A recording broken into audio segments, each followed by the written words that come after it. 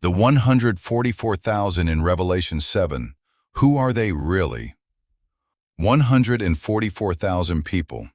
That number has been debated, fought over, and built into entire religious movements for centuries. And most of what you've heard about it is probably missing the most important piece. This video is about Revelation chapter 7 and the identity of the 144,000. And I want to be upfront with you. There is no single view that every scholar agrees on. But what I can do is walk you through the three major interpretations, show you the actual evidence in the text, and by the end of this, you're going to understand something about this passage that most casual readers completely overlook. There's a detail buried in the list of tribes, something most people skip right past, and when you see it, the whole passage shifts. We'll get there. First, let's set the scene. The 144,000 appear in Revelation 7 during an interlude, right after the judgment of the sixth seal and right before the seventh seal is open. So John is in the middle of this vision of cosmic upheaval. Judgment is pouring out, and then everything pauses. 4 angels hold back the winds. And then John hears a number, 144,000 people, sealed from the tribes of Israel, 12,000 from each tribe. Another angel rises with the seal of the living God and commands the other angels not to harm the earth, sea, or trees until the servants of God are sealed on their foreheads. So this is a scene of protection in the middle of judgment. And the question that has divided theologians for hundreds of years is simple. Who exactly are these people? How you answer that question depends almost entirely on which interpretive approach you take to the book of Revelation. And there are 3 main camps. We're going to go through all 3, starting with the one that has the most institutional weight behind it, but not the one I think is the most compelling. So let's start with view 1, the literal Jewish remnant. This is the dispensationalist position, and it's probably the most widely taught view in evangelical churches in the West. Many who take a literal approach believe the 144,000 are a specific group of Jewish believers saved during the Great Tribulation, physical descendants of Israel who come to faith in Christ. The argument is straightforward. The text says, tribes of Israel. It gives specific tribe names. It gives a specific number, so take it at face value. When taken at face value, Revelation 7:4 seems to speak of 144,000 actual people living during the end times tribulation. And there's actually a compelling role assigned to them in this view. These futurist interpreters believe the 144,000 are sealed Jews, protected from the wrath of the Antichrist during the tribulation period, and that this group will evangelize the world during this period, leading to the salvation of the millions referenced in Revelation 7:9. So in this reading, they're not just survivors, they're missionaries, God's end times task force, sealed and protected so they can do a job. Now, if you grew up in a church that taught the Left Behind framework, this is the view you probably absorbed without even realizing it. And it has real textual support. The tribe names are specific. The numbers are precise. The structure looks like a census. Nothing in the passage on the surface seems to lead toward interpreting the 144,000 as anything other than a literal number of Jews, 12,000 taken from every tribe. But here's where it gets interesting. View 2, the Jehovah's Witness interpretation. This one is worth understanding because it's probably the most well-known outside of Christian circles, and it's also the most controversial. The Jehovah's Witnesses teach that only 144,000 people will gain heaven, and they base this doctrine on the passages found in Revelation chapters 7 and 14. According to the Watchtower publication, the Jehovah's Witness belief is that the rest of the saved will live on God's glorified earth while being ruled by the 144,000. Now, the problem with this view isn't just theological, it's also a practical one. The Jehovah's Witnesses interpret the 144,000 with strict literalism, yet their organization's own membership has long exceeded 144,000. They resolve this by teaching that the 144,000 were mostly filled in the early church, with only a small remnant being added today. But the bigger issue is what happens when you try to apply the literal reading consistently to the whole passage. If a consistent literal scheme of interpretation is pursued, only men will be in heaven, and only unmarried men who are virgins, which would exclude Abraham, Moses, Peter, and a host of other biblical figures. Those conclusions are, as scholars put it, utterly without merit. The text says the 144,000 are virgins who have not defiled themselves with women. If that's literal, the implications are staggering in ways that contradict the rest of Scripture entirely. So the literal reading, when you push it all the way through, starts to collapse under its own weight. And that's exactly what leads us to view 3, which is where I think the most textual evidence actually lands. View 3, the symbolic interpretation. This is the view held by a large number of biblical scholars, and it's rooted in how the book of Revelation actually works as a genre. Revelation is a work of Jewish apocalyptic literature, where the imagery is symbolic and so is the use of numbers. Numbers usually represent an idea or concept. It was very common for Jewish literature to use numbers to represent physical or spiritual realities. So when you see a number in Revelation, the first question isn't, is this exact? The first question is, what does this number mean? And 144,000 is not a random number. The number 12 represents the people of God from the 12 tribes in the Old Testament. And in Revelation, that number is squared and then multiplied by 1,000, a twofold way of emphasizing completeness. Hence, the number should be understood as a symbolic way of designating the entire people of God. Think about it this way. 12 times 12 is 144. Multiply by 1,000, which in ancient Jewish writing signals an immense, uncountable fullness, and you get 144,000.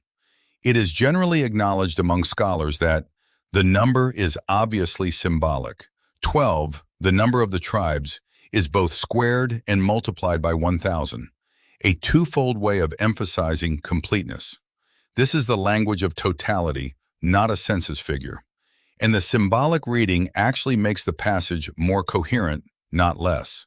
The 144,000 symbolically represent all Christians throughout history, both Jews and Gentiles. God's army who wage war by being faithful to the Lamb and enduring persecution. As an apocalyptic prophecy, Revelation 7 is full of symbols.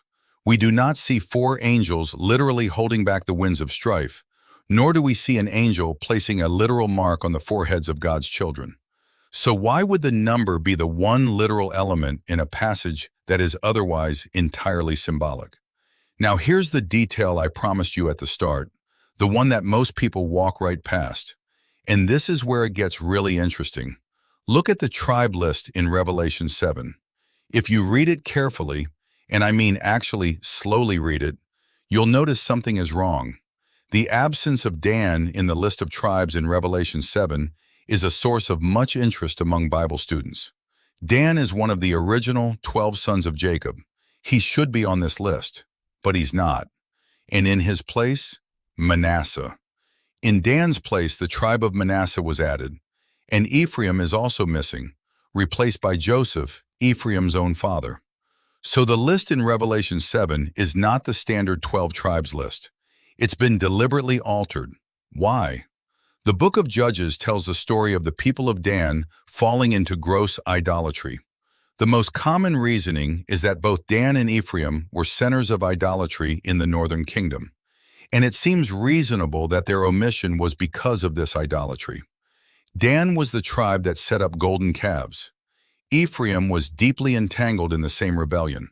So God in this vision appears to have deliberately written them out of the roll. Now think about what that means for the symbolic view. The irregularities in the list of tribes help us to identify the 144,000 of the tribes of Israel as a metaphor for the church, the spiritual Israel. This understanding of Israel accords well with the historical situation during John's day. The list isn't a genealogical record. It's a theological statement. Faithfulness gets you on the list. Idolatry gets you removed. That's not how a census works. That's how a covenant works. And there's one more clue that the symbolic view picks up from Revelation 14, where the 144,000 reappear. John looks and sees the Lamb standing on Mount Zion, and with him 144,000 who have his name and his Father's name written on their foreheads. They sing a new song that only they can learn. A symbolic interpretation suggests the 144,000 represent the redeemed people of God throughout history. In Revelation 14, they stand with Christ as firstfruits, a term often used for those dedicated to God. And then, immediately after the 144,000 are described in Revelation 7, John sees something else. The apostle saw a great multitude, which no man can number, out of every nation. These too were redeemed individuals who had been made white in the Lamb's blood. They had victoriously triumphed over tribulation and served God in his temple. So you have two groups in the same chapter, the numbered 144,000 and the unnumbered great multitude. And many scholars argue these are the same people, just seen from two different angles. The fact that Revelation 7 describes John hearing the number 144,000 and then seeing a great crowd does not necessarily mean they are two separate groups, but the same group viewed from a different perspective. The symbolic 144,000 are more likely the great crowd, which no man can literally number. John hears a number. Then he looks and sees something that can't be counted. That's actually a literary technique Revelation uses elsewhere. You hear one thing, you see another, and the contrast is the point. If the 144,000 were a literal number, it would mean that only some of those who accepted Christ in the first century are saved, and none since, as the number would have been filled to the full early on. That alone should give us serious pause before locking in a hard literal reading. Now, I want to be fair here because this is a genuinely debated topic, and good people land in different places. Both interpretations emphasize God's faithfulness to his people.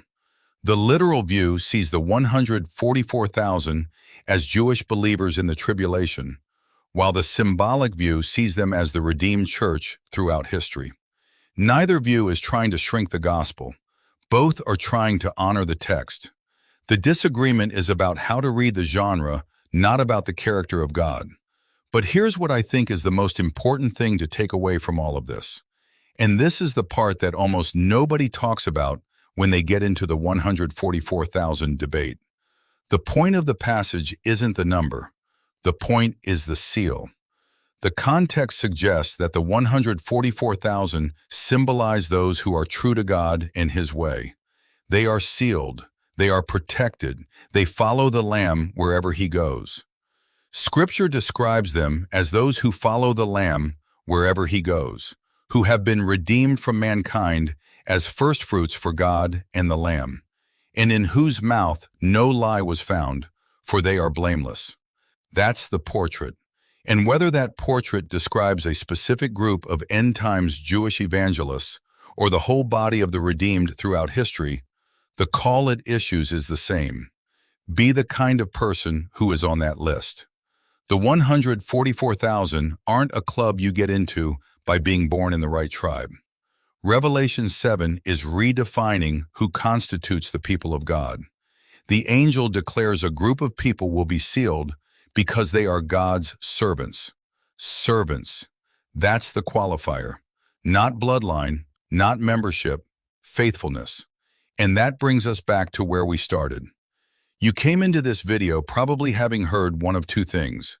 Either the 144,000 are a literal group of Jewish believers with a specific end-times mission, or they're a number Jehovah's Witnesses use to restrict access to heaven. Both of those framings miss the deeper architecture of the passage. The significance of this number extends beyond mere numerical value to convey profound spiritual truths. While interpretations vary, the underlying message emphasizes the inclusive nature of God's salvation and the unity of his redeemed people. The tribe list was altered. Dan was removed for idolatry. Manasseh, a tribe that was half Gentile, whose ancestors included some of the great heroes of Hebrews 11, was added in. Manasseh's mother was an Egyptian, making him half Gentile, and two of Manasseh's descendants are listed among the heroes in the chapter of faith, which is Hebrews 11. That substitution is not an accident. It's a signal that the boundaries of who belongs to God's people have always been drawn by faithfulness, not just ethnicity. The list was never just a list. So the next time someone brings up the 144,000, whether it's in a Bible study, a conversation with a Jehovah's Witness, or a late-night YouTube rabbit hole, you now have the tools to actually engage with the text instead of just repeating a talking point. If this kind of deep dive into Revelation is something you want more of, I'd love for you to stick around. Drop a comment below and tell me, which view do you find most convincing? Literal, symbolic, or something in between? I read every single one, and honestly, the conversations in the comments on these videos are some of the best theological discussion happening anywhere on this platform. Hit subscribe if you haven't already, because we go into passages like this regularly. The ones that are genuinely complex, genuinely contested, and genuinely worth your time. The 144,000 aren't a mystery to be afraid of. They're an invitation to understand what it actually means to be counted among God's people. And now you know more about that than most people ever will. God bless you.